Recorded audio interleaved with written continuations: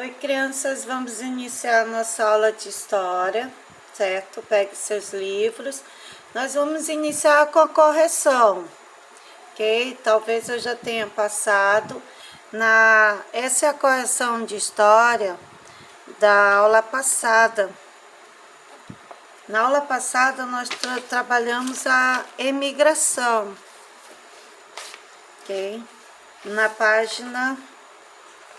A página que nós trabalhamos foi a 116 e a 17. Então, a resposta que ele fala é os Estados Unidos e Europa, Japão e Paraguai. Na segunda, se você conhece alguém, né? Então, essa é a resposta sua, ok?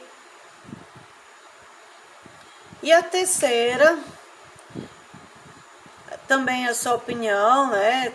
As pessoas que quando elas se decidem a se mudar, é sempre em busca de emprego, melhores condições de vida, de estudo e outros motivos. Aí nós vamos iniciar hoje o assunto, certo? O assunto de hoje é sobre brasileiros que moram na Europa. Então, a Europa, ela foi um outro lugar onde muitos brasileiros se deslocaram. A maioria dos brasileiros que emigram para a Europa passam a exercer atividades como de pedreiro, faxineiro, balconista, vendedor, garçom, motorista, e alguns também vão para os países europeus para estudar e se especializar em profissionais, profissionalmente. Aí você tem a tabela, aonde mostra que apresenta os principais países europeus destinados a imigrantes brasileiros e também o número próximo de brasileiros que migram para outros países desde 2016. Aí a primeira pergunta é: de acordo com a tabela, qual o país da Europa que abriga mais imigrantes? Então, Portugal. Quantos brasileiros migraram para os países europeus citados? Então, você aproximadamente, olha só, 500.993.446 mil brasileiros. Isso aí, você calculou todos esses números. Os brasileiros que moram no Paraguai, o fluxo migratório dos brasileiros em direção ao Paraguai já ocorria em pequena escala desde o século XIX, porém esse fluxo se intensificou a partir da década de 1970, quando muitos europeus foram trabalhar nas obras de usina hidrelétrica, de Itaipu, e acabaram se fixando aonde? No Paraguai, na região próxima à fronteira com o Brasil. Mais tarde, esse fluxo migratório ele foi intensificado por pequenos agricultores brasileiros que se mudaram em busca de terra para os cultivos do país vizinho. O primeiro grande deslocamento de brasileiro para o exterior deu na década de 1970 e teve destino a um país vizinho, o Paraguai. Maior parte desses imigrantes eram trabalhadores brasileiros que perderam o emprego no Brasil, e calcula que atualmente existam cerca de 450 mil imigrantes brasileiros e seus descendentes vivendo no Paraguai. Eles são chamados de brasiguaios. Em sua maioria estão empregados na agricultura e possuem pequenas propriedades rurais. Imigração continua. Apesar de preferirem permanecer no Brasil, perto de seus familiares e amigos, muitos brasileiros continuam emigrando para outros países. E isso acontece principalmente por causa da falta de boas oportunidades de trabalho no Brasil. A intenção da maioria dos brasileiros que vai para outros países é trabalhar, é ganhar dinheiro e depois retornar ao Brasil. Contudo, muitos desses imigrantes acabam não retornando mais, ficando por lá mesmo. Aí tem esse texto onde que experiências vividas por brasileiros que emigram para os Estados Unidos. Há 2 anos, quando soube que a mulher estava grávida, o goiano José Edvan Santos comprou uma casa de $290 mil, perto de São Francisco. Ele chegou aos Estados Unidos com 21 anos. Em 1992, entregou pizza durante anos e até o dono de 5 caminhões. E hoje ele é dono de 5 caminhões para remoção de entulho. Com a dívida do financiamento da casa própria, um negócio próprio e um filho americano para criar, Santos pode ser computado na lista dos brasileiros que provavelmente não voltará mais, né? Então, ele conseguiu um bom negócio lá, né? Ele é dono, de 5 caminhões para remoção de entulhos. Aí vem a perguntinha: qual era a primeira atividade que José Edvan exerceu nos Estados Unidos? Pelo texto. Pensa um pouquinho e responda. As possibilidades de José Edvan continuar vivendo nos Estados Unidos são grandes? Por quê? Não. E aí, o que você acha? Depois dele ter conseguido 5 caminhões, né? E com a dívida do financiamento da casa própria, ele negociou, tem um negócio próprio e um filho lá, o que vocês acham? Ele volta para o Brasil? Eu acho que talvez também não, né? O próprio texto já fala, né? Então, a sexta era entregador de pizza. A questão 7, sim, pois ele tem dívida de financiamento de sua casa própria, o negócio próprio, isto é, a firma de remoção de entulho, e também um filho nascido nos Estados Unidos para criar. Então, ele fica por lá mesmo, né? Quais atividades realizam os brasileiros que foram morar nos Estados Unidos? O que vocês acham? Quais eram essas atividades? Esse exercício aí da página 120 e 121. Então, atendente de lanchonete, cozinheiro, faxineiro, entregadores, pintores, eletricista, motorista, vendedores mecânicos, pedreiro e outros. Alguns abrem pequenas empresas, prestação de serviço. Há também um grande número de brasileiros que vai para os Estados Unidos para estudar e se especializar. O que é Brazilian Day? Evento em homenagem ao Brasil, que acontece em Nova York, nos Estados Unidos, desde 1984, e reúne milhares de pessoas para assistir o show de artistas brasileiros durante o evento, que acontece no mês de setembro, e são vendidos produtos típicos do Brasil, como alimento, roupas e artesanato. Terceira, você lê o texto, aí você responde. Quais são as principais barreiras de adaptação do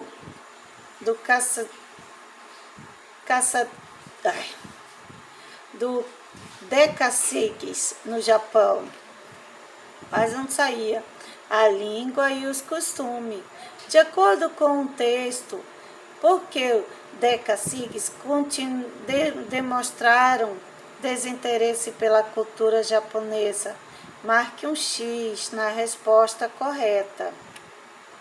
Isso por causa do excesso de trabalho, perfeito.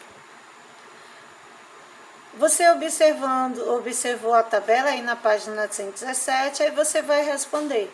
Qual é a maior dificuldade enfrentada pelo decassismo brasileiros que viviam no Japão? Saudade do Brasil. Cite outras dificuldades enfrentadas pelo decassismo no Brasil.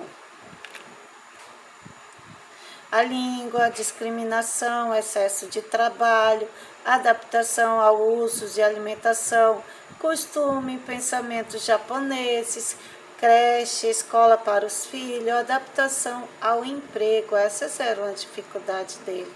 E quais atividades brasileiros imigrantes costumam exercer nos países da Europa? Exerce atividade como os pedreiros, faxineiros, balconistas, vendedores, garçons, motoristas, entre outros. Alguns também são para estudar e se especializar profissionalmente. Quais atividades exercem os brasileiros que moram no Paraguai e como eles se chamavam? Em sua maioria, estão empregados na agricultura e possuem pequenas propriedades rurais. Eles são chamados de brasiguaios. Aí você está vendo depois a página 122, onde tem blog da turma. Nós não vamos trabalhar o blog, tá? Você sabe o que é um blog? Nós já trabalhamos em outras matérias, né? Blog é um espaço de criação e divulgação de temas diversos. Neles, as publicações podem ser constantemente utilizadas e podem integrar sempre com os leitores. Que tal criar um blog da turma? Então, é hora de planejar. Aí, você não precisa, vamos só trabalhar mesmo, não precisa marcar nada, porque nós não vamos fazer esse blog da turma, somente que nós estamos juntos, né? Quantas coisas legais aprendemos neste ano? Vamos criar um blog para mostrar a todos que estudamos? Aí você está vendo as etapas do blog que nós teríamos que fazer, ó.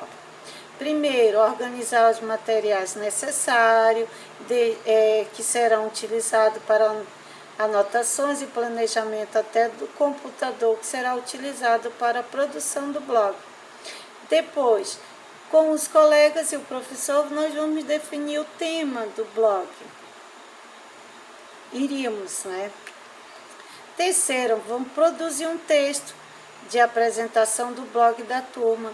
Não se esqueça de revisá-lo para que esteja de acordo com as normas da língua portuguesa. Vamos escolher a plataforma para o blog da turma. O professor pode auxiliar dando sugestões. Pense na visualização do blog. O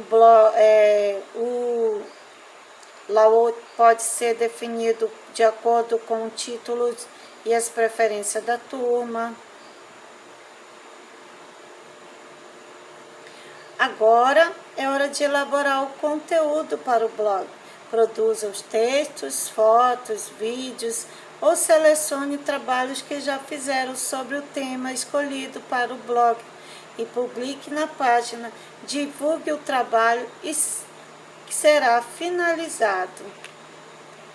Com essa produção, como essa produção será divulgada? Como essa produção? O blog de sala de aula oferece a opção de fazer a criação de conteúdo de verdade, à medida que completa as tarefas online e ambiente no qual todos os membros podem ver e analisar o trabalho dos demais. O blog é um diário, uma discussão em que participantes publicam suas contribuições para várias questões estudadas. Em suma, os blogs são uma opção do século XXI para fazer os estudantes interagirem socialmente com os conteúdos estudados e, com tal, ficam bastante motivados para estudar ou utilizarem essas ferramentas de ensino. Quais materiais serão necessários? Como vocês já ouviram, né? Nós não vamos trabalhar, só estamos lendo, porque faz parte do livro, é a última parte do nosso livro de história, então nós estamos concluindo o nosso livro de história. É hora de colocar a mão na massa. Chegou o momento de elaborar o blog. Se você utiliza o esquema a seguir para verificar todas as etapas foram cumpridas.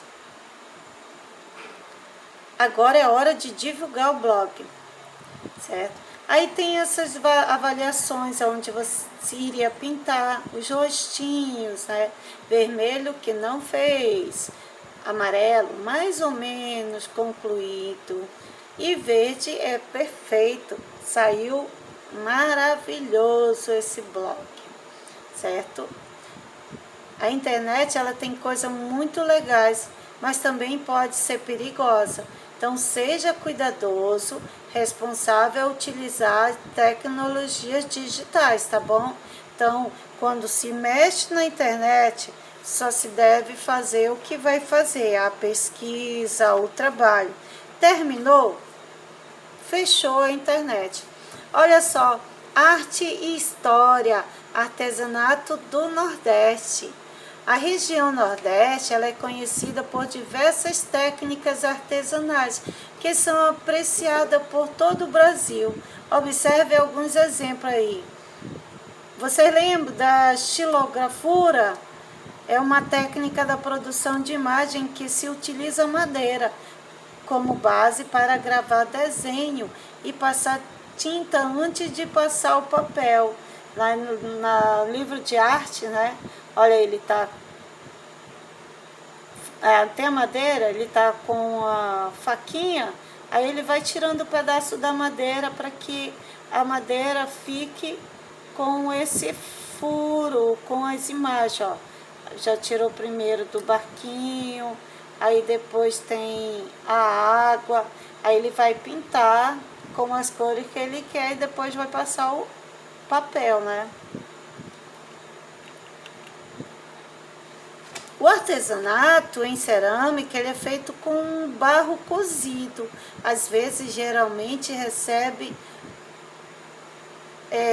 até pintura e adornos aí, ó. Como tem esses três bonequinhos, ó, recebeu vários enfeites na cabeça, tem instrumento,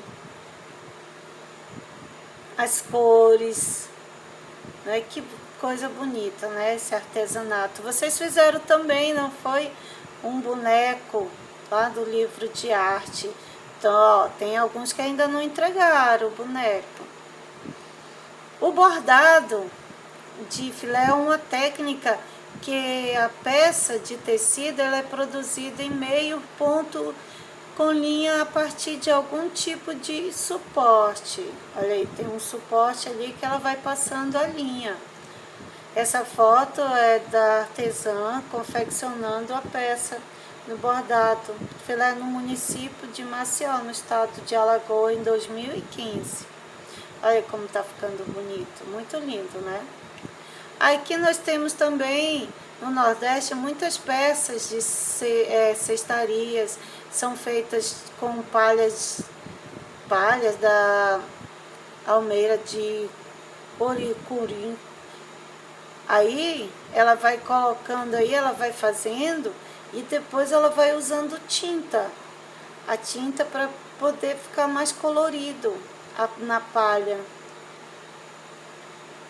Essa foto é do material artesanal feito nessa técnica lá no município Barra de São Miguel, estado de Alagoas. Aqui também nós temos, olha, é uma foto de uma escultura na janela, é da Associação de Cultura e Arte no município de Salvador, estado da Bahia, em 2016. Aí uma perguntinha, você já conhecia algumas técnicas de artesanato? Em caso afirmativo, você vai dizer qual técnica, tá? Talvez você conheceu, né? Porque vocês fizeram aquele trabalho de história sobre o artesanato nordestino. Então, você escreve aí a que você pesquisou e gostou, tá bom? Aí, nós ficamos por aqui. Terminamos o livro de história. Atualize tudo e mande as fotos do seu trabalho, tá bom? Tchau, tchau, crianças. Abraço, saudade.